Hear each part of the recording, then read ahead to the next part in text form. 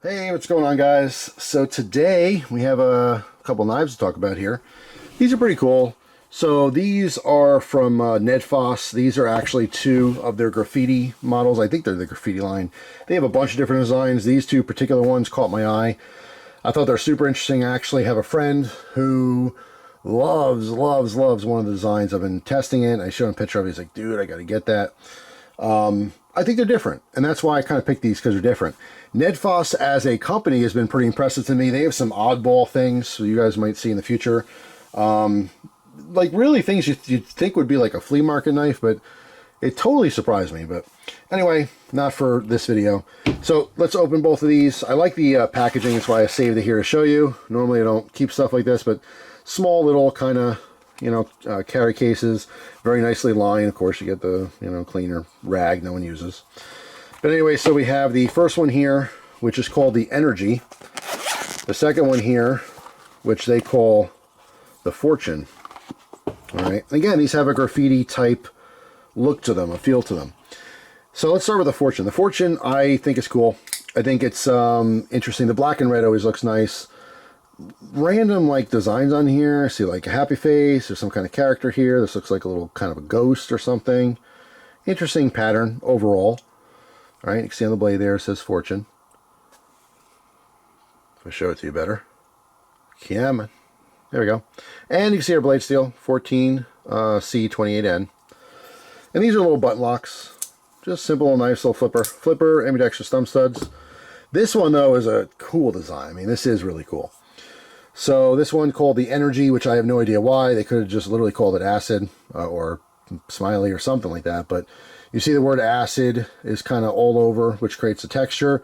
And then, some smiley faces, which are melting. So I guess the assumption here is that if you took acid, you'd see people's faces melt off. But anyway, this one happens to be just a touch smoother. I don't know why. But yeah, little flipper button locks. That's it. Little short stubby pocket clips work very well. It feels good in the hand. These have deep finger choil and then kind of a, just a generic U. But for a lot of different hand sizes, it's going to be very comfortable. Also, the pocket clip is a deep concealed clip that I do not feel in these particular knives with my hand size. All right. So 2.9 inches on our blade. And again, it's a 14C28N. They're aluminum frame knives, pretty lightweight, 2.3 ounces. And they're just pretty cool. That's it. They have other ones with like little hearts on them. They have some kind of girly looking, I mean, it's 2025. I guess you can't, I don't know if I got canceled saying that, girly. I guess if you're a dude, you can carry it, whatever. To each their own, right? But I think they're girly. They're little hearts and they're pink and purple. It's just, that's how I think. But maybe I'm just an old man now. Who knows? You can see their Energy. All right. Very simple little knives. I mean, they're not like, the next impressive, giant, semi-custom, crazy expensive folder or anything. It's a cheap Chinese knife. But you know what? They work really, really well. I dig them. I think they're cool. That's all. Just something different. You see, again, with knives, black on black on black. You see, satin, right? Just gray, black, gray, black, gray, black. Titanium frame locks. Maybe a lockback. A titanium frame lock. I don't know, a lockback. This is the same old, not so exciting little button lock, but with a paint job. That's all. That's what makes these stand out. The knives themselves without the paint job, they're not bad. Trust me, they're not bad at all. But they get lost in the sea of generic. You know what I'm saying? What made these stand out to me were the handles, right? So my friend Corey, who digs this one, is a skater, right? So this is totally that vibe. Like I 100% see that. That is the skating guy's vibe, is that kind of a pocket knife. You know what I mean?